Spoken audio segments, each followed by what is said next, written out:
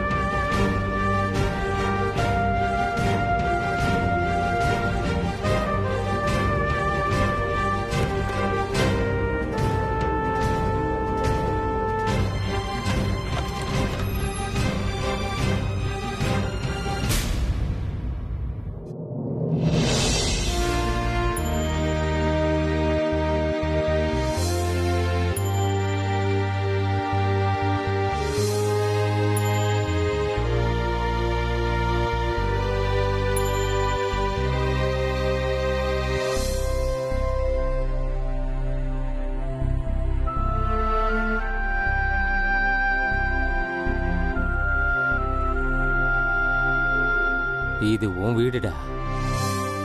நீ இந்த வீட்டோட வாரிசு, இந்த வம்சத்தோட இளவரசி.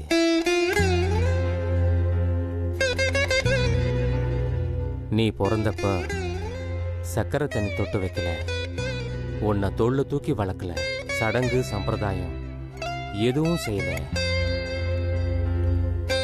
இந்த தாய்மாமனுக்கு அந்த கொடுப்பனை இல்லை, உனக்கும் அந்த கொடுப்பனை இல்லாம போச்சு.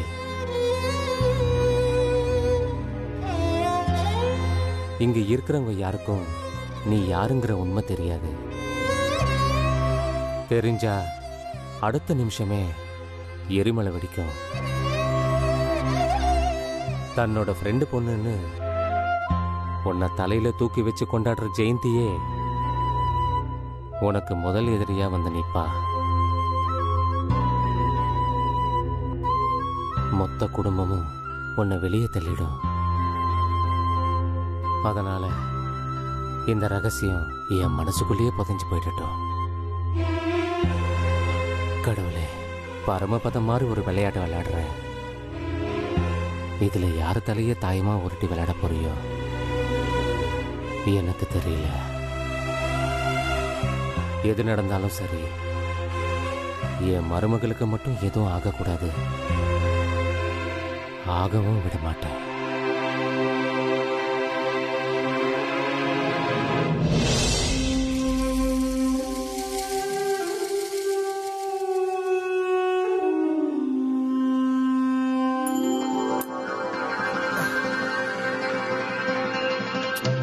என்னடா இது, எப்படி படுத்தாலும் தூக்கம் வர மாட்டேங்குது.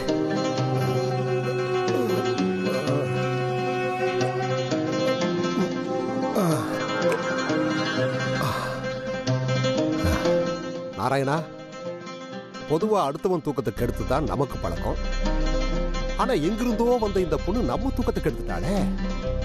நாராயணா, உன் கேரக்டருக்கு தனி மகத்துவம் இருக்குடா, அதை நீ மிஸ் பண்ணிடாத.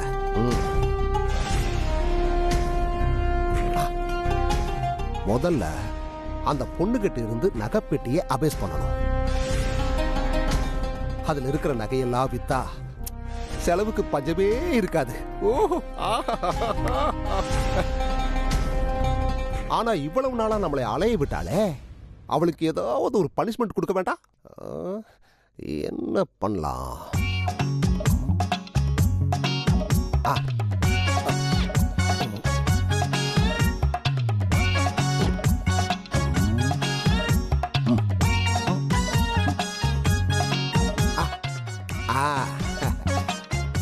அந்த நகைப்பெட்டியிலிருந்து பெரிய நகையா பார்த்து 2 நகையை அபேஸ் பண்ணிடுவோம். மீதி எல்லாம் அதுலயே விட்டுருவோம். நாளைக்கு ஒரு பிரச்சனைன்னு வந்தா அவளை மாட்டி விட்டுருவோம். நாராயணா, எங்கிருந்துடா உனக்கு இவ்வளவு ஐடியா கொட்டுது? ஐயோ, எங்கேயோ போயிட்ட. காரியத்துல இப்பவே இறங்கிடுவோம். கரெக்டான நேரம்.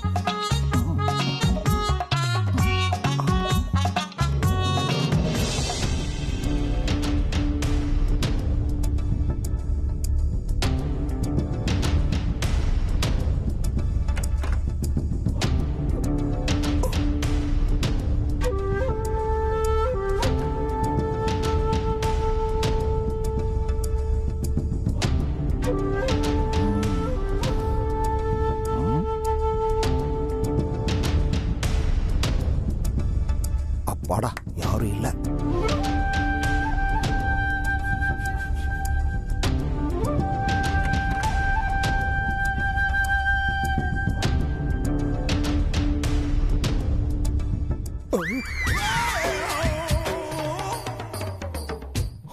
பாவி, இவன் இங்க என்ன பண்றான்? சூர்யா சந்திரனா பரவாயில்ல, இளவட்ட பசங்க, இவளுக்கு ரூட் விடலாம். ஹாஃப் செஞ்சுரி அடிச்ச இவன் ஏன் இப்படி அலையறான்?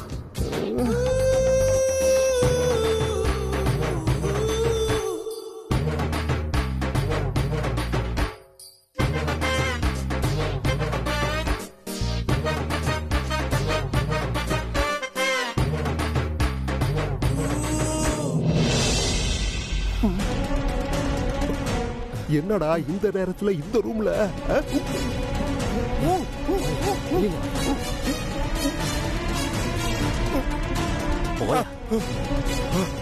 இந்த நேரத்துல உனக்கு இங்க என்ன வேலை? டேய், அது நான் கேட்க வேண்டிய கேள்விடா. நீ என்ன பண்றீங்க? அவன் என் மருமகன். ஓஹோ, அதெல்லாம் ஞாபகம் இருக்கா உனக்கு? அது இருந்ததுனாலதான் அக்கறையா அவளை பார்க்க வந்தேன். என்னடா அத்தராத்திரில அக்கறை? உள்ள ஏசி ஓடல, அதான் ஃபேன் போட்டுட்டு போலான்னு வந்தேன். ஓஹோ, அப்போ ஃபேன் போட வந்தவன் எதுக்கடா கட்டில உட்கார்ந்த? ஃபேன் சுவிட்ச் என்ன கட்டிலையா இருக்கு? யோ, அதுக்குள்ளதான் நீ பிசாசு மாதிரி உள்ள வந்துட்டியே, அதான் வெளியே இழுத்துட்டு வந்துட்டேன். போ, முதல்ல போய் தூங்கு. பாடு போ. ஏன் நீ ஃபேன் போட மாட்டியா? அதெல்லாம் உனக்கு தேவையில்ல. கிளைமேட் நல்லா தான் இருக்கு, அவன் நல்லா தூங்கிட்டு இருக்கா. நீ போய் முதல்ல தூங்கு. போ. கிளைமேட் நல்லா இருக்குன்னு இப்பதான் தெரிஞ்சது போல, இதுக்கு முன்னாடி தெரியல போல இருக்கு. சொல்றான் பாரு முட்டா பைய. போய் படுன்றல. போறடா, போற.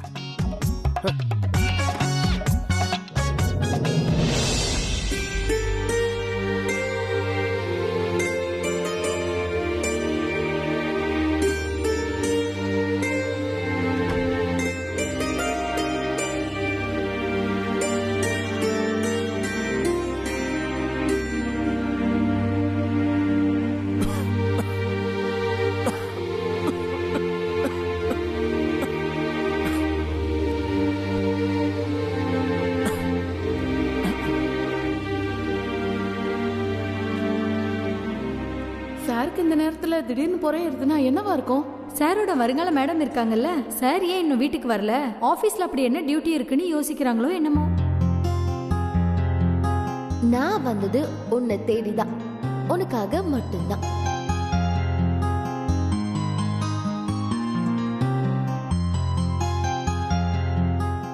உண்மையாவே நமக்காக தான் அமெரிக்கால இருந்து வந்தாலும் அவ பேச்சு, ஆக்டிவிட்டிஸ் இது எல்லாத்தையும் பார்த்தா அப்படிதான் தெரியுது. ஆனா அம்மா பார்த்த பொண்ணு இவ தானே நம்ப முடியலையே.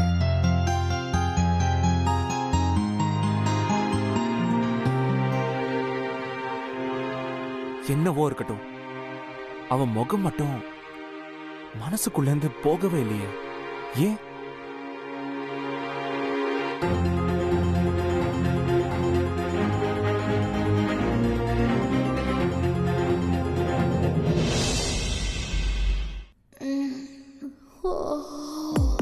நீ வேற ஒருத்தெல்லாம் இல்ல,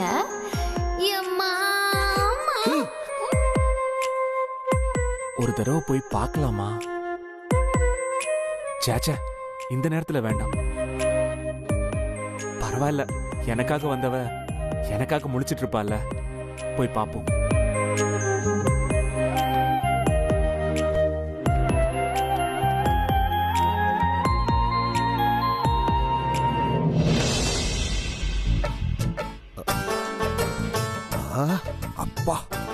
ஒளிச்சான். இந்த வீட்டுல எல்லாரும் என்னதான் நினைச்சிட்டு இருக்கானுங்க? அந்த பொண்ணையே சுத்தி சுத்தி வரானுங்க.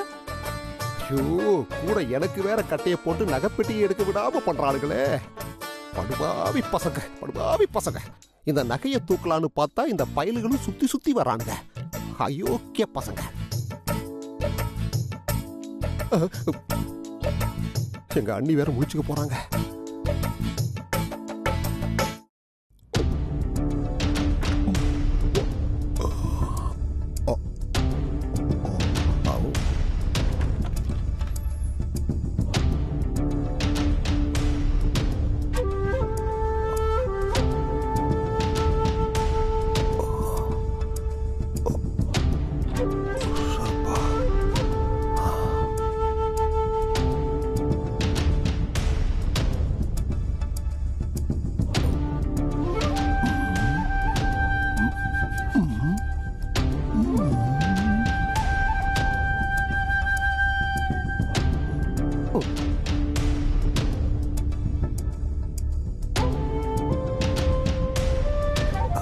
அப்பா கடவுளே, இந்த முறையாவது நகை எனக்கு கிடைச்சிருப்பா.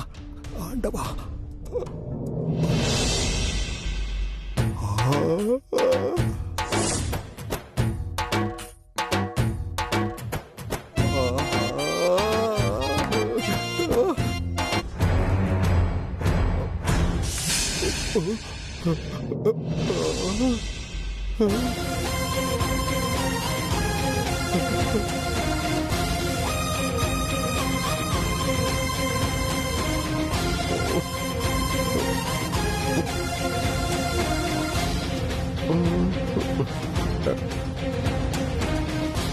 இல்லடா சூர்யா, அது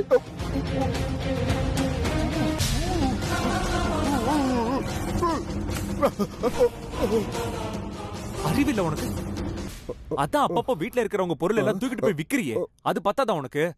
அவ கெஸ்ட், அவ கிட்ட போய் வெக்கமா இல்ல உனக்கு? டேய் சூர்யா, நீ என்ன தப்பா நினைச்சிட்டு இருக்க. நான் திருடுறதுக்கு வரலடா. நான் தான் கையும் களவுமா புடிச்சிட்டேனே, அப்பவும் நடிக்கிறியா? டேய் என்ன நம்புடா. அங்க ஏசி ஓடல, அதான் ஃபேன் போட்டு போலான்னு வந்தேன். நீயா? யோ போயா, கேவலமா திட்டிட போறேன். இல்லடா சூர்யா, நான் என்ன சொல்றேன்? கொன்னுடுவேன், பேசாம போயிடு.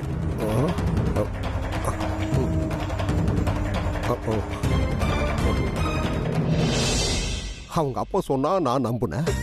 ஆனா நான் சொன்னா இவன் நம்ப மாட்டேங்கிறானே. எல்லாத்துக்கும் ஒரு முகராசி வேணும் போல் இருக்கு. அச்சிப்பா,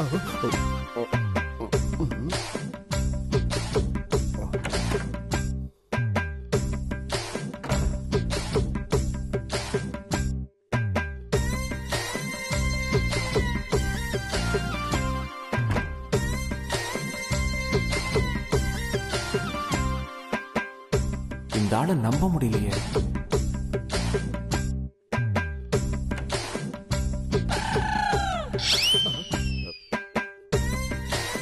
சூர்யா, நீ இன்னும் போகல? நீ நில்லு, நீ நிக்கலாம்.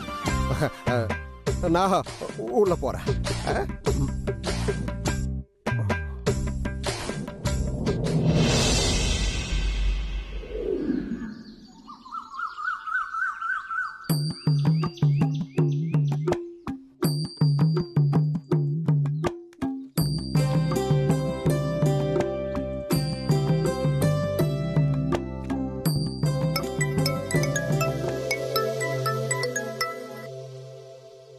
ஹலோ, சொல்லுங்க சார். ஞாபகம் இருக்கு சார். என்னது இன்னைக்கேவா? என்னது 75? இன்னைக்குள்ள உடனே முடிச்சானுமா சார்? சார் நீங்க முதல்ல லேண்ட வந்து பாருங்க, மத்ததெல்லாம் அப்புறம் பேசிக்கலாம். சரிங்க சார், வாங்க. என்ன கதிரேசா, ஏதோ 75 ஏக்கர் லேண்டு அது இதுன்னு காதுல விழுந்துச்சு. அது ஒண்ணு இல்லனே, பெங்களூர்ல இருந்து ஒரு பார்ட்டி 75 ஏக்கர்ல ஒரு லேண்ட் வந்து கேட்டாங்க. அதான் முடிச்சு தரேன்னு சொல்லி வச்சேன். பார்ட்டி இன்னைக்கே வர்றேங்கிறான். இன்னைக்குள்ள 75 ஏக்கர் நிலத்தை பார்க்கணும், டாக்குமெண்ட்ஸுக்கு ஏசி போடணும். அதெல்லாம் அப்புறம் இருக்கட்டியா? ஆமா, லேண்ட் வாங்க வர போறவன எங்க வச்சு பேச போற? ஏன் வீட்டுல தான். அந்த குடிசையிலையா? ஆமா. ஐயா, உன் வீட்டு வாசத்திண்ணையில 75 ஏக்கர் நிலம் வாங்குறவனை உட்கார வச்சு பேசுனா முதல்ல உன்னை நம்புவானா? இல்ல அப்படியே நம்புனாலும் அவன் கமிஷனை ஒழுங்கா கொடுப்பானா? ஏதோ பிச்சை போடுற மாதிரி 1 லட்சம் ரூபாய் கொடுத்து உன்னை அனுப்பிச்சு விட்டுருவாயா? இன்னைக்கு இருக்கிற மார்க்கெட் ரேட் படியே ஒரு கிரவுண்ட் 6 லட்சம் ரூபாய் ஆகுது. 75 ஏக்கருக்கு கணக்கு போட்டா ஏ அப்பா, 1% வச்சாலே புரோக்கர் கமிஷனே 3 கோடி ரூபாய் வருதேயா. அத உன் வீட்டுல உட்காந்து பேசினா கொடுப்பானா அவன்? அதானே, மாடி வீட்டுக்கு நான் எங்க போவேன்? ஏயா, என்ன பைத்தியக்கார மாதிரி பேசிக்கிட்டு இருக்க? நான் எதுக்கு இருக்கேன்? நான் எதுக்கே இருக்கேன்? எங்க வீட்டுக்கு கூட்டிட்டு வா, நான் முடிச்சு கொடுக்குறேன். நீங்களா? யோ, என்னைய சந்தேகமா கேக்குற? பார்ட்டியை மட்டும் நம்ம வீட்டுக்கு கூட்டிட்டு வா. அரண்மனை மாதிரி இருக்கிற வீட்டை பார்த்து வாயை பொழந்துருவாயா? அவங்ககிட்ட அப்படி இப்படி அடிச்சு பேசி 5 கோடி ரூபாய் கமிஷன் வாங்கிடுற. அட நீயா பார்த்து ஒரு 10 லட்சம் ரூபாய் எனக்கு கொடு போதும். சத்தியமா முடிச்சு தருவீங்களா? உன் மேல சத்தியமா முடிச்சு கொடுக்குறேன். ஆனா ஒரு 25,000 ரூபாய் அட்வான்ஸ் கூட. என்னது, 25,000 ரூபாய் அட்வான்ஸா? நீ பணத்தை கொடுத்தாதான் நான் வீட்டுல சில அரேஞ்ச்மெண்ட்ஸ் எல்லாம் பண்ண வேண்டி இருக்கு. நீ ஒரு 1/2 hourல பணத்தை ரெடி பண்ண. சரி, ஓகே, தரேன். இப்ப களைச்சு போட ஆட்டத்தை.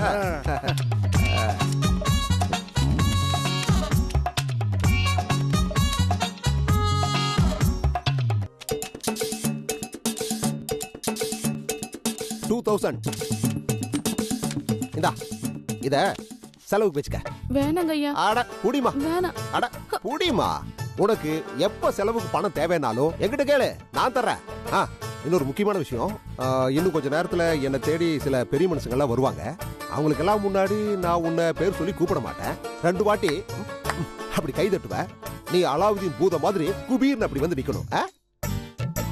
என்ன பாக்குற? இல்லங்க ஐயா, யாரு வராங்க? என்ன மாப்பிள்ளை பாக்குறதுக்கு பொண்ணு வீட்டுக்காரங்க வராங்க. நம்ம கல்யாணம் ஆகாத ஆள்னு இப்ப வரைக்கும் தெரிஞ்சிருக்கா? Hi bro. Hi bro. என்ன ப்ரோ தடபடலாம் பயங்கரமா இருக்கீங்க, என்ன விஷயம்? அஷ்டலட்சுமியே நம்ம வீடு தேடி வரப்போகுது ப்ரோ. புரியலையே ப்ரோ, விளக்கமா சொல்றேன். பெங்களூர்ல இருந்து ஒரு பெரிய பார்ட்டி இங்க வருது. 75 ஏக்கர் டீலிங். அத முடிச்சிட்டோன்னு வெயி லட்சமா பணம் கொட்டும். நாளைக்கே நம்ம 2 பேரும் பிளைட்ல பேங்காக் போறோம். அங்க ஆயில் மசாஜ்ல ஆரம்பிச்சு இளமை ததும்புற எல்லா விஷயத்தையும் நான் சொல்லி கொடுக்க போறேன். நிஜமாவா ப்ரோ? இந்த ப்ராஜெக்ட் முடியற வரைக்கும் நீ என் பக்கத்திலேயே இரு. நான் பேசுறதுக்கெல்லாம் நீ அப்பப்போ தலையாட்டினா போதும். அவ்வளவுதானே, நான் பாத்துக்கிறேன். அது மட்டும் இல்ல, அதுக்கு முன்னாடி நாம பண்ண போற ப்ராஜெக்ட பத்தி பேசி டிஸ்கஸ் பண்ணணும். ப்ராஜெக்டா? என்ன ப்ராஜெக்ட் பத்தி டிஸ்கஸ் பண்ணணும்? ப்ரோ, இந்த மாதிரி கேள்வி அப்ப பார்த்து அவங்க முன்னாடி எழுப்பிராத. அவங்களுக்கு என் மேல சந்தேகம் வந்துச்சு, எல்லாம் கெட்டு போயிடும். ஓ ஓகே. சரி, நம்ம 2 பேரும் கேசரி சாப்பிட்டுக்கிட்டே இத பத்தி டிஸ்கஸ் பண்ணுவோம். ஓகே வா.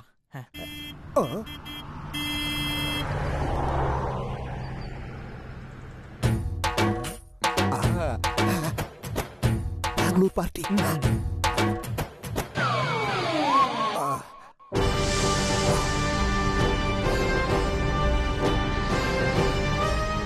வாங்க சார். சார் வாங்க.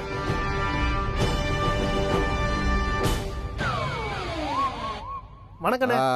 என்ன கதிரேசா, திடீர்னு நம்மள தேடி வந்திருக்க? ஆமாண்ணே, பெங்களூர் பார்ட்டினே. ஏதோ பெங்களூர்ல இருந்து 75 ஏக்கர் நில விஷயமா சொன்னியே, அது இவங்க தானா? ஆமாண்ணே. உட்காருங்க. Thank you sir. உட்காருங்க சார்.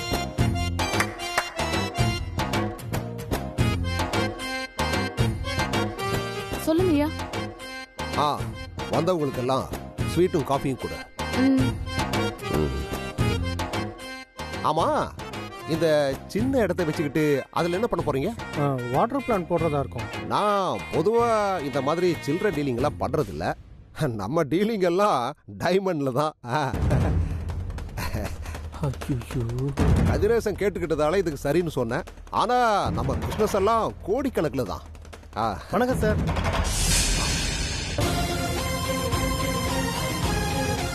என்ன விஷயம்? பெங்களூர்ல இருந்து ஃபயர் வந்திருக்காங்க.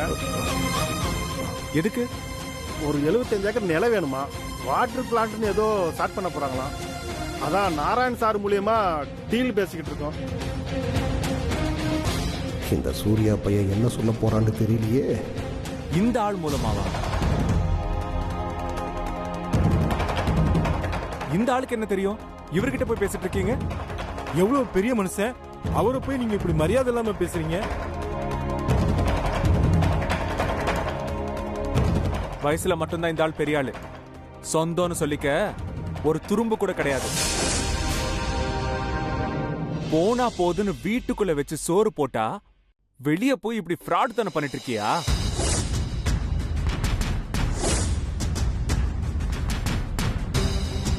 ஜாக்கிரதையா இருங்க, சுடுகாட்டுல பிளாட் போட்டு தந்துட போறாரு.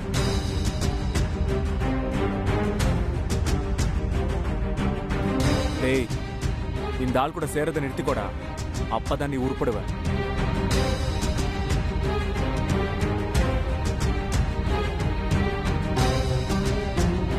சார், அவன் சின்ன பையன், கொஞ்சம் நீங்க உட்காருங்க, நம்ம டீலிங்கை கண்டினியூ பண்ணுவோம். கதிரேசா, இந்த ப்ராஜெக்டோட வேல்யூ என்னன்னு தெரியுமா உனக்கு? உன்னை நம்பி வந்த எங்களை கழுத்து அறுத்துட்டியே நீ. இப்படி ஒரு டுபாக்கூர்ட்ட கூட்டிட்டு வந்திருக்க.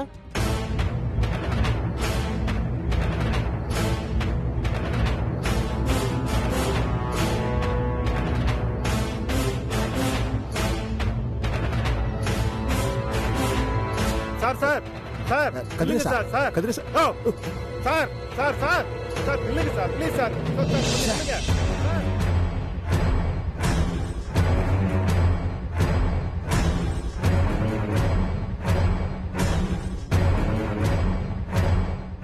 டேய் சூர்யா, இத்தனை நாளா வீட்டில் இருந்தவங்க முன்னாடி தான் என்னை அசிங்கப்படுத்தின. ஆனா இன்னைக்கு வெளியே இருந்து வந்தவங்க முன்னாடி என்னை அசிங்கப்படுத்திட்டல. எங்க அண்ணன் செல்வ கணபதி என்னை மட்டம் தட்டின மாதிரி நீயும் என்னை மட்டம் தட்ட ஆரம்பிச்சிட்டல. அவர் இந்த குடும்பத்திலிருந்து என்னை ஒதுக்கின மாதிரி நீயும் என்னை ஒதுக்க ஆரம்பிச்சிட்டல. ஒரு நாள் உனக்கு குடும்பமே இல்லாம பண்றா.